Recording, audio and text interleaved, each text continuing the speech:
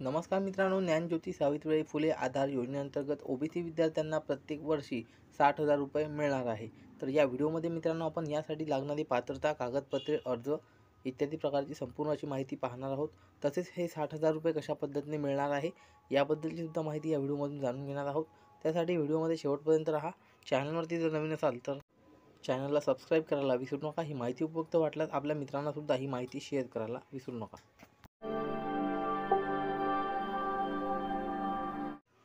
तर इथे पाहू शकता, मुंबई शहर, मुंबई उपनगर, नवी मुंबई, ठाणे, पुणे, पिंपरी चिंचवड, नागपूर या ठिकाणी उच्च शिक्षण घेणाऱ्या विद्यार्थ्यांसाठी अनुदायी रक्कम आहे। भोजन भत्ता, निवास भत्ता, निर्वाह भत्ता 3 टप्प्यात पैसे मिळणार आहे। भोजन भत्त्यासाठी 32,000, 20,000 आणि 8,000 एकूण अशा पद्धतीने 60,000 मिळणार आहे।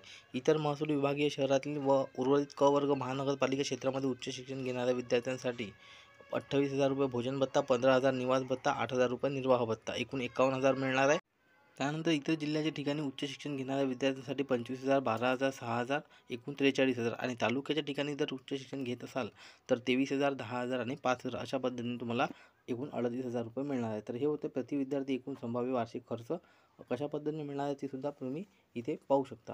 तर हे संपूर्ण डिपेंड करते तुम्ही कोणत्या शहरात शिक्षण घेता। आता प्रस्तावनामध्ये आदिवासी विभागाची स्वयं योजना व सामाजिक न्याय विशेष सहाय्य विभागाची स्वाधार योजनेच्या धर्तीवर इतर मागासवर्ग, विमुक्त जाती व भटक्या जमाती क प्रवर्गातील धनगर समाजाच्या विद्यार्थ्यांकरिता निर्वाह भत्त्यांची पंडित दीनदयाल उपाध्याय स्वयं योजना कार्यान्वित असल्यामुळे सदर योजनेचा लाभ घेत असलेले किंवा घेणारे भटक्या जमाती क प्रवर्गातील धनगर समाजाचे विद्यार्थी वगळून यामध्ये बाकीच्यांना विशेष मागास प्रवर्गातील उच्च शिक्षण घेणाऱ्या विद्यार्थ्यांना प्रति जिल्हा 600 याप्रमाणे एकूण 21,600 विद्यार्थ्यांकरिता ज्ञानज्योती सावित्रीबाई फुले आधार योजना राबवण्यास मान्यता देण्यात आलेली आहे आणि ही योजना सुरू करण्यात आलेली आहे। या योजनेसंदर्भातल्या अटी आणि शर्ती किंवा निकष काय असणार आहे, कागदपत्रे कोणती लागणार आहेत ते आता या व्हिडिओमध्ये पुढे आपण पाहणार आहोत।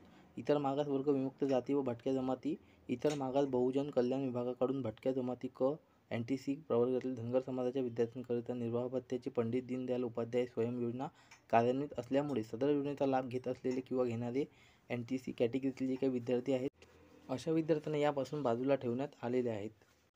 आणि SBC कॅटेगरीचे जे काही विद्यार्थी आहेत त्यांनासुद्धा ही योजना लागू असणार आहे आणि याचे जे काही निकष आहेत ते पुढे पाहूया आता।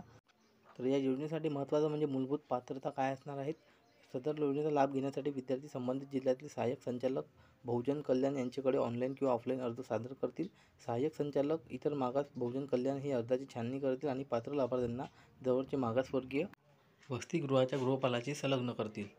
मूलभूत पात्रतामध्ये विद्यार्थी वसतिगृहात प्रवेशात पात्र असावा, विद्यार्थी महाराष्ट्र राज्याचा रहिवासी असावा, त्यानंतर सक्षम प्राधिकरणाने दिलेले मागास प्रवर्ग, विमुक्त जाती, भटक्या जमाती व विशेष मागास प्रवर्गाचा जातीचा दाखला असणं गरजेचं आहे। अनाथ प्रवर्गातून अर्ज करणाऱ्या विद्यार्थ्यांना महिला व बालकल्याण विभागाकडील सक्षम अधिकाऱ्याचे प्रमाणपत्र लागेल आणि अनाथांचं दिव्यांग प्रवर्गातून करत असाल तर तुम्हाला जिल्हा शल्य चिकित्सक यांचं 40% जास्तीचं ते लागणार आहे प्रमाणपत्र। विद्यार्थी पालकाचे वार्षिक उत्पन्न 2.5 लाखापेक्षा जास्त नसावे, त्यासाठी तुम्हाला इन्कम जे काही सर्टिफिकेट आहे ते तुम्हाला लागेल। विद्यार्थ्याचा स्वतःचा आधार क्रमांक आपल्या राष्ट्रीयकृत बँक खात्याशी संलग्न म्हणजेच आधार बँक लिंक असणं गरजेचं आहे। विद्यार्थ्यांना प्रवेश घेतलेली शैक्षणिक संस्था ज्या शहराच्या तालुक्याच्या ठिकाणी आहे अशा शहरातील सदर विद्यार्थी रहिवासी नसावा। तर अशा पद्धतीचे एकूण 8 प्रकारचे इथे प्राथमिक निकष इथे तुम्ही पाहू शकता। त्यानंतर शैक्षणिक निकष जर पाहिले सदर विद्यार्थी 12वी नंतरचे उच्च शिक्षण घेत असावा। व्यावसायिक तसेच बिगर व्यावसायिक अभ्यासक्रमास प्रवेश मिळालेल्या विद्यार्थ्यास सदर योजनेसाठी अर्ज करताना किमान 60% किंवा त्या प्रमाणात ग्रेडेशन गुण असणं आवश्यक राहील। व्यावसायिक तसेच बिगर व्यावसायिक अभ्यासक्रमासाठी विद्यार्थ्यांनी गुणवत्तेनुसार त्या संबंधित प्रवर्गातून प्रवेश देण्यात येतील। यासाठी इयत्ता 12वीच्या गुणाची टक्केवारी विचारात घेतली जाईल। सदर योजनेअंतर्गत एकूण प्रवेश संख्येच्या 70% जागा व्यावसायिक शिक्षण घेणाऱ्या विद्यार्थ्यांसाठी व 30% जागा बिगर व्यावसायिक शिक्षण घेणाऱ्यासाठी विद्यार्थ्यांसाठी राखीव असणार आहे। त्यानंतर निवडलेला विद्यार्थी संबंधित अभ्यासक्रम पूर्ण होईपर्यंत लाभास पात्र राहील। अखिल भारतीय तंत्रज्ञान परिषद, अखिल भारतीय वैद्यकीय परिषद आणि भारतीय फार्मसी परिषद, वास्तुकला परिषद, राज्य शासन किंवा तत्सम संस्था इत्यादी मार्फत मान्यताप्राप्त महाविद्यालयात संस्थेमध्ये व मान्यताप्राप्त अभ्यासक्रमासाठी विद्यार्थ्यास प्रवेश मिळालेला असावा तर ते पात्र असणार आहेत। एका शाखेची पदवी किंवा पदव्युत्तर अभ्यासक्रमासाठी या योजनेचा लाभ घेतल्यानंतर पुन्हा इतर शाखेच्या पदवी किंवा पदव्युत्तर अभ्यासक्रमासाठी प्रवेश घेतलेल्या विद्यार्थ्यास या योजनेचा लाभ अनुदेय राहणार नाही।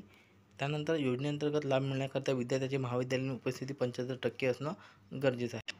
निवड करण्यात आलेल्या विद्यार्थी संबंधित अभ्यासक्रम पूर्ण होईपर्यंत लाभास पात्र राहील, मात्र विद्यार्थी प्रत्येक वर्षी त्या अभ्यासक्रमाच्या परीक्षेत उत्तीर्ण होणं सुद्धा अनिवार्य राहणार। अशा पद्धतीचे शैक्षणिक निकष होते 9. त्यानंतर इतर निकषमध्ये योजनेचा लाभ 12वी नंतरचे उच्च शिक्षण घेत असलेल्या विद्यार्थ्यास देण्यात येईल. तथापि एका विद्यार्थ्यास जास्तीत जास्त 5 वर्ष सदर योजनेचा लाभ घेता येईल. परंतु इंजिनिअरिंग वैद्यकीय अभ्यासक्रमासाठी सदर योजनेचा लाभ जास्तीत जास्त 6 वर्ष घेता येईल. सदर योजनेचा लाभ घेण्यासाठी कमाल वय 30 वर्षपेक्षा जास्त नसावे. डायरेक्ट सेकंड इयरला जे विद्यार्थी ॲडमिशन घेतात ते सुद्धा यासाठी पात्र असणार आहेत. शिक्षणात खंड पडलेले विद्यार्थी आधार योजनेअंतर्गत पात्र असेल.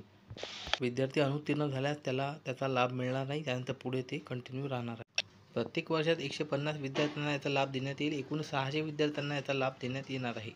2025-26 पासून व्यावसायिक तसेच बिगर व्यावसायिक अभ्यासक्रमांच्या प्रथम वर्षात रिक्त असलेल्या जागांवर प्रवेश देय राहील. यासाठी असणारे आरक्षण पाहू शकता. सामाजिक प्रवर्ग, इतर मागास प्रवर्गासाठी 59, विमुक्त जाती व भटक्या जमाती 34, विशेष मागास प्रवर्ग 6 आणि अनाथांसाठी एकूण 100% अशा पद्धतीने इथे आरक्षण आहे. त्यानंतर 4% समांतर आरक्षण किंवा शासन वेळोवेळी निर्धारित करेल. त्याचप्रमाणे दिव्यांग विद्यार्थ्यांसाठी किमान टक्केवारीची मर्यादा 50%. महिला उमेदवारांसाठी 30%. आता कागदपत्रे पाहू शकता. भाड्याने राहत असल्याबाबत व स्थानिक रहिवासी नसल्याबाबतचे प्रतिज्ञापत्र, नोटरी, स्वयंघोषणापत्र, दिलेली माहिती खरी वाचू असल्याबाबत, कोणत्याही शासकीय वसतिगृहात प्रवेश घेतला नसल्याबाबत शपथपत्र, भाड्याने राहत असल्याबाबतचे भाडेचिठ्ठी आणि महाविद्यालयात प्रवेश घेतल्याचा पुरावा. आता या योजनेअंतर्गत हप्ते कसे कसे वाटप होणार आहे ते पाहूया.